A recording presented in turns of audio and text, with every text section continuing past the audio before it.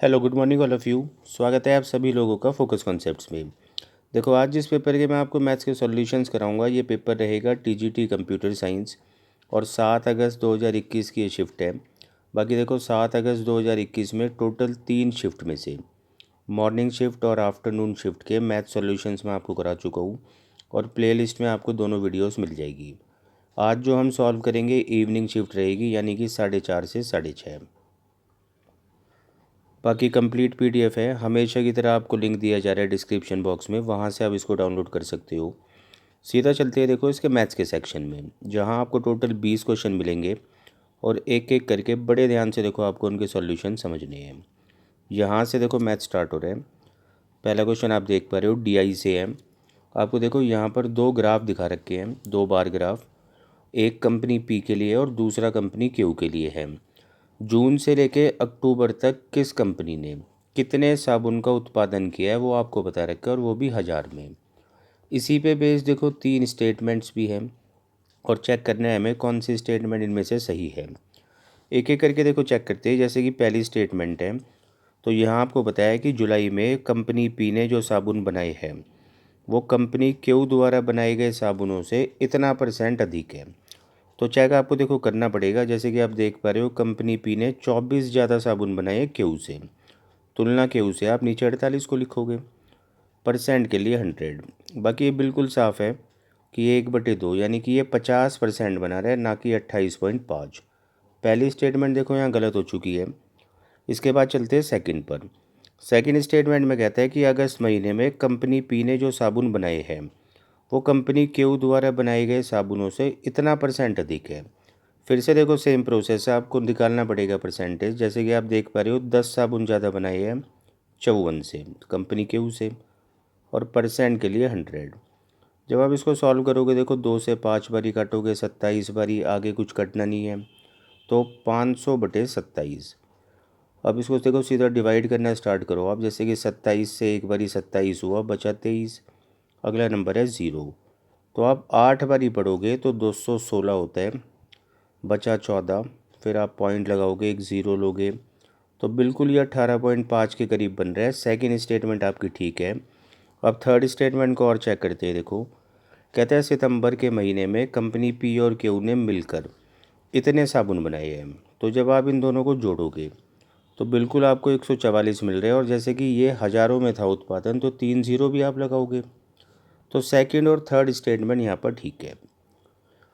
इसके बाद देखो क्वेश्चन नंबर 2 आपको नज़र आ रहा है सिंपल इंटरेस्ट का। एक सिंपल सा क्वेश्चन है। कहता है कि एक निश्चित राशि पर 11% की दर से, वार्षिक दर से कुछ ब्याज आपको 8 वर्षों तक मिला होगा और कुछ 9 वर्षों तक। तो उन दोनों ब्याज का अंतर आपको बता रखा है 132 रुपये। तो प्रिंसिपल यानी वो राशि क्या होगी। अब देखो रेट का मतलब क्या होता है, हर साल 11% रेट मिलना।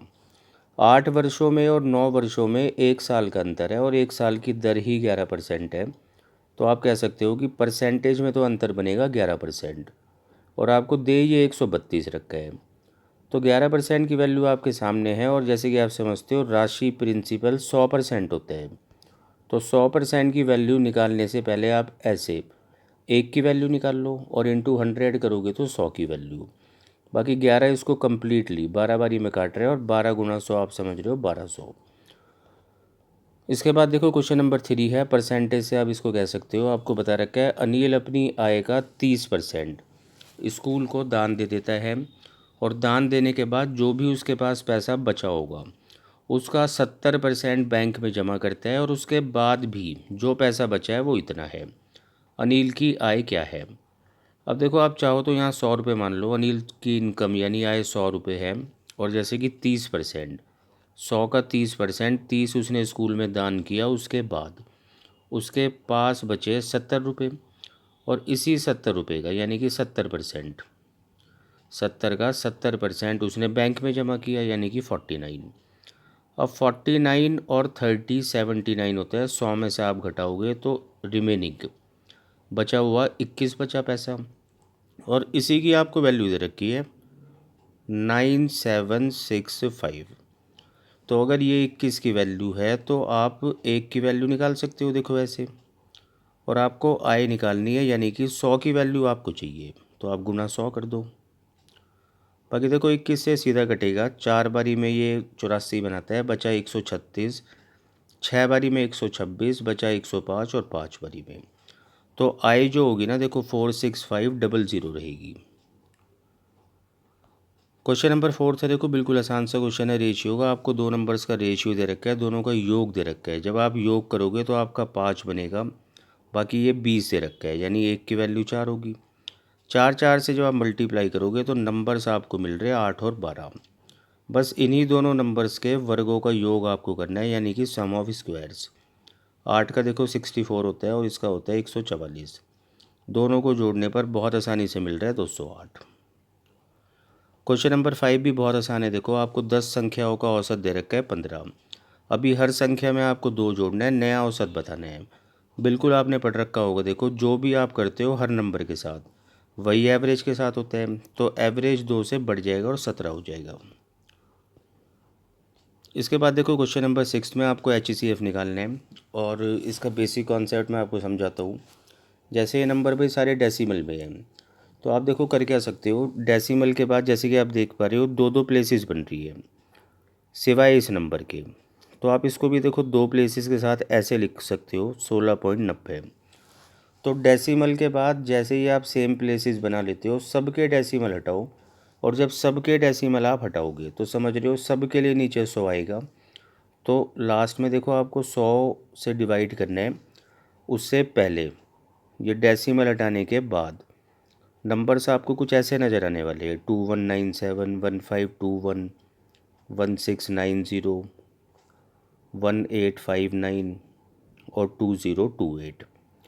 तो आपको करना क्या है, देखो इन नंबर्स का आप निकालोगे HCF, और यहाँ आप रखोगे 100 से डिवाइड करोगे, तब जाकर इन नंबर्स का आएगा HCF।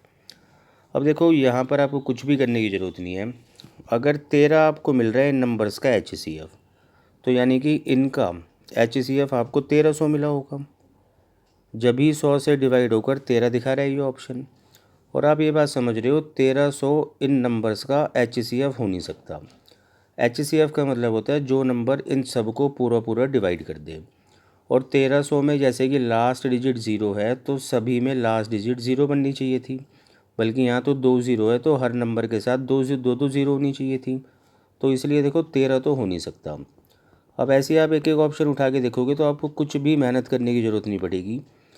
अगला जैसे आप 1.3 लेते हो, तो इसका मतलब है भाई यहाँ पर आपने 130 लिया होगा इन नंबर्स का HCF, और वो भी इम्पॉसिबल है क्योंकि लास्ट में ज़ीरो है और हर नंबर के साथ ज़ीरो बननी ज़रूरी थी। अगर 130 भी नहीं हो सकता, मतलब 1.3 भी नहीं हो सकता, तो आप समझ रहे हो 3 भी नहीं हो सकता। 3 होने का मतलब है कि इन सभी नंबर्स का HCF 300 होना चाहिए, वो भी इम्पॉसिबल है।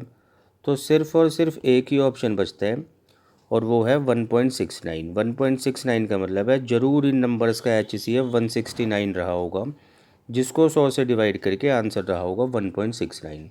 बाकी आप डिटेल भी करके देखोगे तो ये सभी नंबर 169 से कटेंगे। चलते हैं इसके बाद क्वेश्चन नंबर 7 पे। टाइम एंड वर्क का क्वेश्चन है। आपको बता रखा है A और B अकेले एक कार्य को 12 और 18 दिनों में कर सकते हैं, जबकि तीनों मिलकर इस काम को 6 दिनों में कर सकते हैं। C अकेला इस काम को करने में कितना टाइम लेगा। अब देखो आपको पता है टाइम एंड वर्क में सबसे पहले आप LCM लोगे, जिससे कि टोटल वर्क बन जाए। 12, 18 और 6 का LCM होता है 36। क्षमताएँ आपको मिल रही है देखो 3, इधर 2 और इधर 6। तो A की क्षमता जैसे कि 3 है, B की क्षमता आपको नज़र आ रही है 2 है, तो इन दोनों की मिलाकर तो 5 होगी। और जबकि इन तीनों की क्षमता मिलाकर 6 है, तो C की क्षमता बची 1। और जब हम 36 काम C से कराएंगे 1 की क्षमता से, तो C को लगेंगे 36 दिन। इसके बाद देखो जो क्वेश्चन नंबर 8 था आपको नज़र आ रहा है, ये मिक्सचर एलिगेशन से है। आपको बता रखा है कि 130 रुपये किलोग्राम वाली है एक चाय, दूसरी चाय है 150 रुपये प्रति किलोग्राम वाली। दोनों को आपने मिला दिया, और मिलाने के बाद जो मिश्रण तैयार हुआ, उस मिश्रण की कीमत आपको 162 रुपये जो दे रखी है, देखो ये बेचने वाली कीमत है, यानी कि ये सेलिंग प्राइस है। और 20% का हमें लाभ हुआ है जब हमने इतने में बेचा है। तो बेसिक कॉन्सेप्ट क्या होता है, देखो जब भी हम दो मतलब क्वांटिटीज़ को मिलाते हैं, दो अलग अलग तरीके की किस्में की चाय यहाँ पर मिलाई जा रही है, तो दोनों के कॉस्ट प्राइस के साथ आप एलिगेशन करोगे और बीच में भी सीपी लिखोगे। बाकी बीच में जो सीपी हम लिखेंगे ना वो लिखेंगे मिक्सचर का। और दिक्कत यहाँ पर यह है कि सीपी ना देके हमें मिक्सचर का एसपी दे दिया, यानी विक्रय मूल्य दे दिया। तो आप देखो सबसे पहले ना सीपी निकालोगे, जैसे कि 162 विक्रय मूल्य है और वो भी 20% लाभ पर, तो यानी 120 की वैल्यू है। सीपी आप समझते हो 100 होता है, तो 100 की वैल्यू आपको निकालनी है। जब आप इसको कैलकुलेट करोगे तो यहाँ से जो आपको सीपी मिलेगा इस मिश्रण का वो मिलेगा 135 रुपये। अब आप एलिगेशन करो, देखो कि एक चाय भाई 130 वाली थी, दूसरी 150 वाली, और मिलाने के बाद कीमत जो बनी, जो सीपी बना मिश्रण का, वो 135 बना। आगे आप समझते हो, देखो इन दोनों का डिफरेंस आप यहाँ लिखोगे और इन दोनों का डिफरेंस लिखोगे आप यहाँ। और ये क्वांटिटी यानी मात्रा का रेशियो होता है, जिसको और छोटा करके आप बोलोगे 3:1। तो 3:1 में दोनों चाय मिलाई थी। इसके बाद देखो क्वेश्चन नंबर 9 है, बिल्कुल बेसिक सा क्वेश्चन है घातांक करने का। सबसे पहले देखो आपको पता ही होना चाहिए, जैसे यहाँ पावर -1/3 है और मैं यहाँ से माइनस हटाना चाहता हूँ, +1/3 बनाना चाहता हूँ। तो उसके लिए आपको ना इस आधार का रेसिप्रोकल करना होगा, यानी इसको पलट कर लिखना होगा। और -1/512 को पलट कर जब आप लिखोगे तो माइनस का 512 लिखोगे। तो देखो ऐसे पावर का साइन चेंज होता है। अगले स्टेप में आप समझ रहे हो, -512 -8 का क्यूब होता है। क्यूब का मतलब पावर 3, और उसकी मल्टीप्लाई 1/3 से जैसे ही आप करोगे तो 1 बन के रह जाएगा, और -8 की पावर 1 होती है -8। इसके बाद देखो क्वेश्चन नंबर 10 है, मेंसुरेशन से आपको बता रखा है एक शंकु के आधार का क्षेत्रफल। देखो मैं आपको समझाता हूँ, शंकु की शेप ऐसी होती है कुछ, जिसका आधार होता है सर्कल। तो मतलब एक तरीके से आपको ना आधार जो बता रखा है वो सर्कल है, और सर्कल का एरिया आप समझते हो πr²। तो यहाँ पर आपको πr² की वैल्यू दी है 1386। दूसरी देखो आपको इस शंकु की ऊंचाई भी दे दी, जो कि है 54, h है 54। बाकी शंकु का वॉल्यूम आयतन आप समझते हो 1/3 πr² होता है। अब आगे क्या किया है, देखो हमने इस शंकु को पिघलाया, और पिघलाने के बाद हमने 3 सेंटीमीटर त्रिज्या यानी रेडियस वाले ना छोटे छोटे अर्धगोले बनाए, यानी हेमिस्फेयर बनाए। अब तो कितने ऐसे हेमिस्फेयर यानी अर्धगोले बनाए जा सकते हैं? पहले भी देखो मैंने आपको कई बार बताया है, जैसे कि हम शेप को चेंज करते हैं 3D में, तो दोनों के वॉल्यूम्स को इक्वल करना होता है। आपने जिस शेप को पिघलाया है वो शंकु है, और शंकु का वॉल्यूम यानी आयतन 1/3 πr², जिसकी वैल्यू 1386 है, इनटू में हाइट, और हाइट 54 है। तो ये हो गया देखो आयतन शंकु का। इसको पिघलाकर आपने बहुत सारे, मैं लिख रहा हूँ, अर्धगोले बनाए, और उनमें से एक अर्धगोले का जो आयतन होता है वो होता है 2/3 πr³। अब 2/3 के साथ पाई को आप 22/7 लिखोगे, और आर का मतलब जैसे कि 3 है, तो 3 × 3 × 3। बाकी इसको अब कैलकुलेट करना है, जैसे 3 से ये 3 कटा, और 3 × 3 9 से ये 6 बारी कटा, 2 से आप इसको काटोगे 3 बारी, और 3 से 3 कटा, 22 से आप इसको सीधा काटो 6 बारी 132, और 3 63। तो n की जो वैल्यू आपको मिल रही है, देखो वो मिल रही है 63 × 7। और मल्टीप्लाई जब आप करोगे, मत भी करो मल्टीप्लाई, 3 × 7 21 का 1, यूनिट डिजिट 1 बनना चाहिए, एक ही ऑप्शन में है। क्वेश्चन नंबर 11 बहुत आसान है। देखो 1 से लेकर 300 तक आपको पता करना है 7 से कटने वाले नंबर कितने हैं, मतलब ऐसी कितनी संख्या है जो 7 से विभाज्य है। जब भी ये रेंज 1 से स्टार्ट होती है तो और भी आसान हो जाता है, बस आप लास्ट नंबर को डिवाइड करो उसी नंबर से जो आपको ढूंढना है, यानी कि 7 से। तो 7 चौक 28, और बचा 2 और 0, 7 दूनी 14। तो जितनी बार ये कंप्लीट डिवाइड हुआ उतनी संख्याएं होती है, यानी 42 नंबर्स है 1 से 300 तक जो 7 से विभाज्य है। क्वेश्चन नंबर 12 से देखो, ये यहाँ पर गलत था, और गलती मैं आपको समझाता हूँ, उसके साथ साथ कॉन्सेप्ट ही बताता हूँ। होता क्या है, देखो एक फार्मूला आपको पता होना चाहिए, a - b का होल क्यूब, और आप इसको लिख सकते हो, देखो a³ - b³ -3ab, और इनटू में a - b। बाकी अगर आप इसको और एक्सपेंड करना चाहते हो तो आप 3ab की देखो मल्टीप्लाई करो दोनों के साथ, तो आप इसको लिख सकते हो a³ - b³ -3a² b plus 3ab²। और यही फॉर्म देखो आपको यहाँ नज़र भी आ रही है, जैसे कि 425 देखो यहाँ है और एक यहाँ पर भी है, तो ये कुल मिलाकर 425 का क्यूब बना। तो आपने देखो पहचान लिया कि यहाँ पर जो ए है वो है 425। अब आप देखो यहाँ अगर देख पा रहे हो तो ये आपको ना 25 का क्यूब मिल रहा है, यानी कि बी की वैल्यू यहाँ पर 25 है। और आगे भी अगर आप देखोगे तो देखो -3a² भी आपको यहाँ नज़र आ रहा है, ये ए था a²b, लेकिन गलती क्या है देखो पहले यहाँ पर 3ab² होना चाहिए था, जबकि यहाँ पर ए तो ठीक है लेकिन b² की जगह देखो 25² की जगह 35² है। चलो मान लो मैं इस गलती को ठीक करके 25 लिख भी दूँ, उसके बावजूद भी जो सवाल का आंसर होना चाहिए वो इतना होना चाहिए था। यहाँ से आप कैलकुलेट करोगे 400 का क्यूब बन रहा है, और 400 का क्यूब आप समझते हो क्या होता है, जो कि 8000 तो बिल्कुल नहीं होता। इसके बाद देखो क्वेश्चन नंबर 3 DI का क्वेश्चन है, और यहाँ पर आपको एक पाई चार्ट दिखा रखा है। और मोटी मोटी बात ये है, देखो एक कंपनी कुल मिलाकर अपने 7 कर्मचारियों को इतना पैसा बांटती है, किस कर्मचारी को कितना डिग्री पैसा मिलता है वो आपको बता रखा है। आप समझते हो, देखो डिग्री का मतलब होता है कि आउट ऑफ 360, मतलब जैसे मैं आपसे पूछूं कि बताओ भाई इस वाले कर्मचारी को कितना पैसा मिला, तो आपको देखो 7,20,000 का निकालना पड़ेगा 18 डिग्री। और 18 डिग्री निकालने का मतलब है 18/100 मत करना, 18/360, क्योंकि डिग्री का मतलब होता है आउट ऑफ 360। अब देखते हैं भाई आगे इसने हमें जैसे कि एक एक्सप्रेशन पूछा है J2 - J1 - J3, लेकिन J1 J2 J3 आपको उससे पहले कैलकुलेट करना पड़ेगा। J1 आपको बताया कि ये योग है QR और S का, देखो QR/S, इन तीनों को जोड़ते हैं देखो 48 और 16 होता है 64 और 36, यानी कि J1 की वैल्यू बन रही है 100 डिग्री। अभी आप सबको डिग्री में कैलकुलेट करो पहले। J2 का मतलब है TU और V का योग, तो 108 और 72 180 होता है, और 180 में आप 62 जोड़ोगे तो 242 होता है, 242 डिग्री। J3 का मतलब है Q और R के वेतन का अंतर, देखो Q और R के वेतन का अंतर आपको नज़र आ रहा है 32 डिग्री।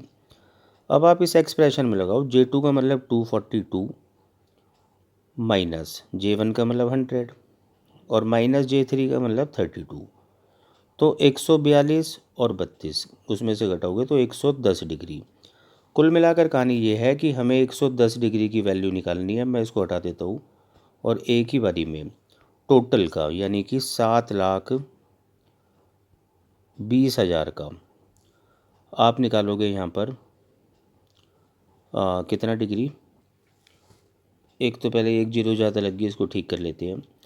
तो जब हम इसका निकालेंगे भाई यहाँ पर 110 डिग्री, तो आप समझ रहे हो नीचे 360 आ जाएगा, क्योंकि डिग्री निकाल रहे हो आप।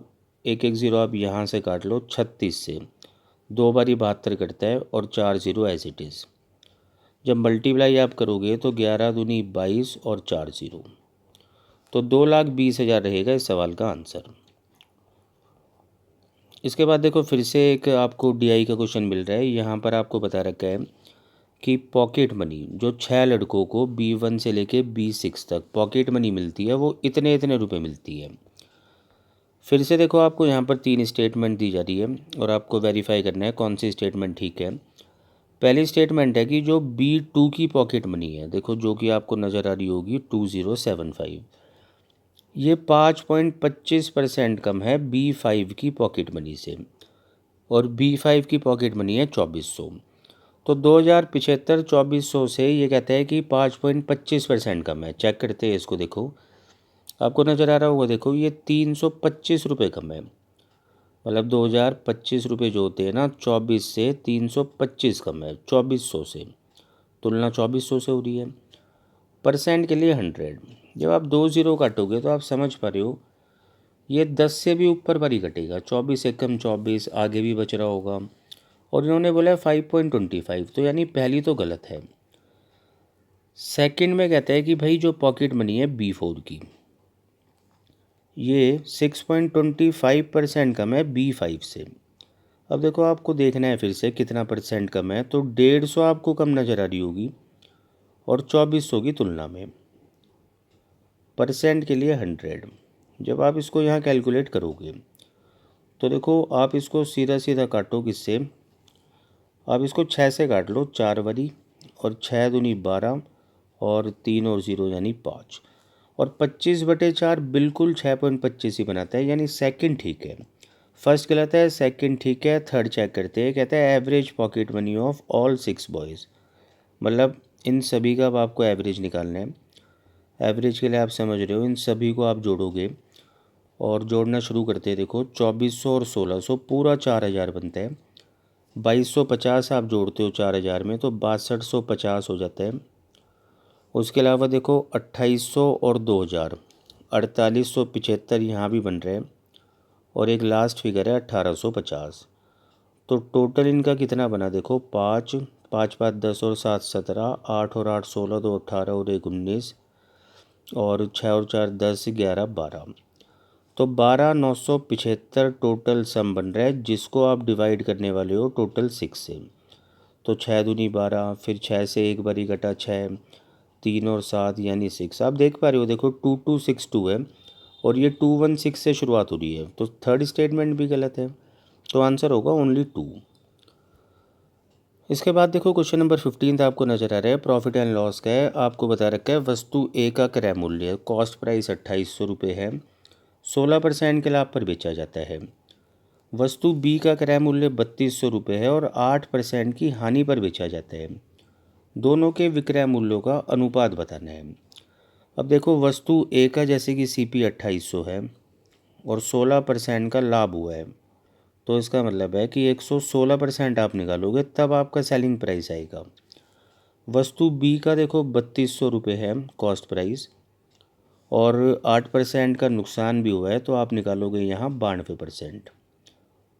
और इन दोनों का आपको रेशियो निकालना है, तो आप 2 0 से 2 0 काट दो, यहाँ भी 2 से 2 0 कटी। आप इसको देखो 4 से 7 बारी काट सकते हो, 4 से 8 बारी। इसके अलावा आप इसको 4 से फिर से काट लो, जैसे कि ये 4 से कटेगा 2 बारी 8 और 9, और 4 से ये कटेगा देखो 23 टाइम्स। आगे ये कुछ नहीं कटना, तो मल्टीप्लाई जब आप करोगे 7 गुना 29 पूरा 203 होता है, और 23 गुना 8 184। तो बिल्कुल इसका ऑप्शन नंबर डी आंसर रहेगा। क्वेश्चन नंबर 16 है देखो मैंसुरेशन का। कहता है एक वृत्त की परिधि, ये देखो वृत्त होता है सर्कल, और परिधि का मतलब है इस आउटर से 2πr होती है ये, और ये बराबर बता रखा है आपको एक वर्ग के परिमाप। वर्ग का मतलब आप समझते हो, देखो जिसकी चारों साइड बराबर होती है, और इसका परिमाप होता है 4a। तो 2πr जैसे कि 4a के बराबर है। इसके अलावा आपको भुजा दे रखी है वर्ग की, यानी a की जगह आप रखोगे 88, और इस वृत्त का आपसे पूछा है क्षेत्रफल। तो देखो करते हैं इसको सॉल्व। 2πr यानी 2 गुना 22/7 गुना r, 4a के बराबर है, यानी 4 इंटू 88 के। तो यहाँ से आप कैलकुलेट कर सकते हो, देखो रेडियस, जैसे कि 2 गुना 22 44 से ये 2 बारी कटा, तो r 7 भी आप वहाँ भेज दो, 4 इंटू 2 8 होता है, और 8 इंटू 7 56 होता है। अब रेडियस 56 है, तो आपको देखो एरिया निकालना है 22/7 इंटू में r², यानी 56 इंटू 56। 7 से नंबर 8 पर ही कटा, बाकी आप इसको कैलकुलेट कर लेना, बहुत आसानी से आपको मिल जाएगा। आप यूनिट डिजिट भी चेक कर सकते हो। 8 गुना 6 48 का 8, और 8 गुना 2 16। अब आप बोलोगे 6 तो यहाँ पर भी है, यूनिट डिजिट यहाँ भी है, बट इनमें काफ़ी फ़र्क है। देखो आप दूसरी बात ये भी समझो, मैं इसको घटा के 20 कर लेता हूँ और इसको घटा के 50। अब 20 गुना 50 में आपसे पूछूँ, आप बोलोगे 1000। 1000 की गुना 8 में करोगे 8000, यानी घटाने के बाद भी 8000 आ रहा है, तो उससे ऊपर ही रहेगा। तो ये 8 से छोटा है, तो यही इसका आंसर होगा। इसके बाद देखो क्वेश्चन नंबर 17 में आपको 2 स्टेटमेंट दे रखी है और वेरीफाई करने हैं। पहली स्टेटमेंट में कहते हैं कि एक नाव की जो शांत जल में चाल है वो W, मतलब जो B की वैल्यू दे रखी है, बोट की स्पीड वो 8 बता रखी है। शांत जल में नाव की चाल है 8, इसका मतलब है ये सिर्फ और सिर्फ बोट की स्पीड है, नाव की स्पीड। आगे कहता है कि भाई डाउन स्ट्रीम में आप समझते हो, देखो B + W, हिंदी में बात करें धारा के अनुकूल, इस नाव की चाल 12 है, 12 में से नाव की चाल देखो 8 है, तो आप समझ पा रहे हो W की वैल्यू 4 हुई। अब आपसे पूछा जा रहा है कि इसकी स्पीड जो होगी ना धारा के प्रतिकूल, वो 10 किलोमीटर प्रति घंटा होनी चाहिए। मतलब B माइनस डब्लू इधर हमें बताया जा रहा है 10 होनी चाहिए, जबकि आपको पता है B 8 है और W 4 है, तो ये स्पीड तो 4 बननी चाहिए, यानी कि पहली स्टेटमेंट है गलत। दूसरी में कहता है कि A बिंदु P से 8 बजे, देखो इसको बिंदु P मान लेते हैं, और A इस बिंदु P से 8 बजे 50 की स्पीड से निकला था। अब B भी इसी बिंदु से मतलब पॉइंट P से 10 बजे निकलता है 75 की स्पीड से, तो वो जो B है A को 12 मतलब 2 बजे पकड़ता है। चेक करते हैं, देखो यहाँ जो मैं पिक्चर बनाऊंगा ना वो बनाऊंगा मैं 10 बजे की, क्योंकि जो दूसरा आदमी है ना B, उसने 10 बजे चलना शुरू किया है। आप बाद वाले टाइम में हमेशा पिक्चर बनाया करो, जो बाद वाला टाइम होता है, और बाद वाला टाइम है यहाँ पर 10। अब जैसे कि इस पॉइंट से ए निकल चुका है 8 बजे, तो भाई देखो वो 2 घंटे चल चुका है, स्पीड उसकी 50 है, तो 50 की स्पीड से 2 घंटे में आप समझ रहे हो 100 किलोमीटर आगे आ चुका होगा ए, और वो अभी भी चल ही रहा है 50 की स्पीड से। जबकि 10 बजते बी ने भी यहाँ से चलना शुरू कर दिया, और वो भी 75 की स्पीड से। अब देखो इनके बीच की जो दूरी 100 किलोमीटर आप बहुत अच्छे से समझते हो, सेम डायरेक्शन में स्पीड जो होती है माइनस हो जाती है, तो 25 की स्पीड से ही कवर होने वाला है डिस्टेंस, और पूरे इसे देखो 4 घंटे लगेंगे। और 4 घंटे कब से, जब रिलेटिव स्पीड लगाइए यानी कि 10 बजे से, तो 11 12 1 2, और वही देखो यहाँ हमें बता रखा है, तो सेकेंड स्टेटमेंट है ठीक। इसके बाद देखो क्वेश्चन नंबर 18 है, यहाँ पर आपको बता रखा है कि एक संख्या में 5 जोड़ा जाए तो संख्या अपना इतना % हो जाती है। अब कोई भी संख्या देखो पहले से ही 100% होती है, सवाल ये है कि ये बड़ी कितना है, तो आप बोलोगे 100 से ऊपर ये नज़र आ रही है 12.5, तो इतना % से वो बड़ी है, और वो बड़ी इसलिए क्योंकि हमने संख्या में 5 जोड़ दिया, तो ये कुछ और नहीं है, संख्या का 12.5% आपको पता चल गया 5 है।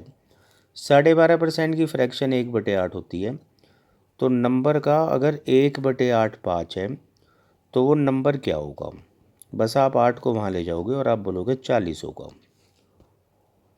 इसके बाद देखो क्वेश्चन नंबर 19 है, यहाँ आपको बता रखा है दो संख्याओं का गुणनफल प्रोडक्ट 578 है, उनका HCF 17 है, और दोनों संख्याओं का अंतर आपको बताना है।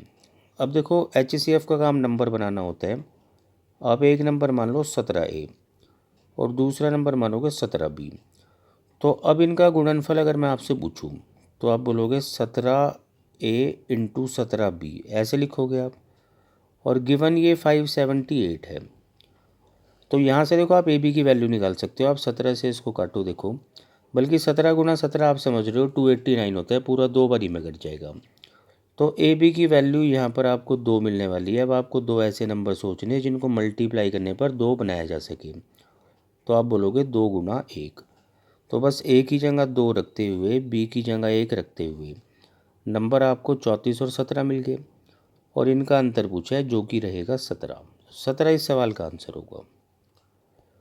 आखिरी क्वेश्चन है देखो 20वां, कहता है एक कार मरम्मत कराने से पहले 54 की स्पीड से चलती थी 54, लेकिन मरम्मत कराने के बाद उसकी स्पीड कम हो जाती है 36 रह जाती है।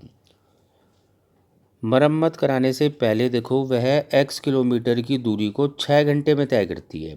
आप पता लगा सकते हो ये x कितना है, क्योंकि टाइम देखो 6 है और मरम्मत कराने से पहले स्पीड 54 थी, और आप समझते हो डिस्टेंस होता है स्पीड इनटू टाइम, तो ये वो डिस्टेंस था।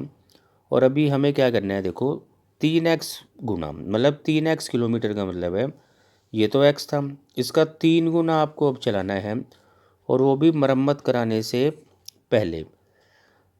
अब एक सेकंड देखो यहाँ दोबारा से पढ़ लेते हैं, शायद गलत कर दिया। कहते हैं एक कार मरम्मत कराने के बाद 54 है, देखो मरम्मत कराने के बाद, ठीक करवाने के बाद 54 है, पहले स्पीड 36 थी, और मरम्मत कराने के बाद बिल्कुल, मरम्मत कराने के बाद 54 की स्पीड से 6 घंटे, बिल्कुल सही कर रहे थे हम। अभी हमें इसका 3 गुना चलवाना है, और वो भी किस स्पीड से, तो जो मरम्मत कराने से पहले थी, यानी कि 36। तो आप सिंपली इसको 36 से डिवाइड कर लो। ये तो हो गया देखो 3x डिस्टेंस, और स्पीड आप नीचे रख रहे हो तो टाइम आपको मिल जाएगा। तो 6 थी 18 से ये 2 बारी घटा, और 2 से 27 बारी, तो वन लाइनर क्वेश्चन था। 27 घंटे लगेंगे। यहाँ भाई ये पेपर ख़त्म होता है, बाकी जल्द किसी अगली आंसर की के साथ मिलते हैं। आप जब तक इसको कंप्लीट करो। Thank you.